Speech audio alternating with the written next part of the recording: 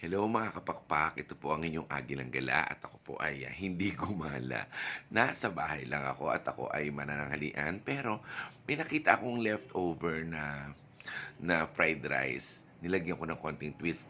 Tinawag ko siya na black fried rice. Ito siya, oh. Ang tanong, paano ba siya naging black?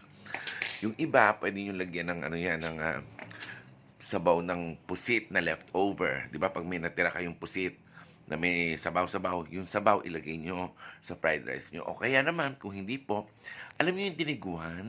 May leftover kami diniguan, nilagay ko siya sa fried rice, tapos pinrito ko ulit, sinangag ko ulit. Tapos ayun na, eto na siya, black rice na, di ba lakas makasos yan? Black rice para sa mga may maiitim na budhi at may mga maiitim na balak.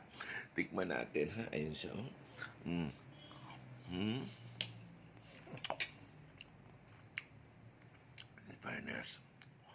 In fairness. Unlike pag pusit ang nilagay ninyo, yung ink ng pusit, medyo, medyo maano po yun eh, malansa. Kasi si creatures yan eh. Pero pag ito po galing po sa dinigwan, tasty. Malinamnam. Kaya kung ako kayo, itry po ninyo, mag-invento kayo ng kung ano-ano tungkol sa kanin kasi usually puro puti lang yan.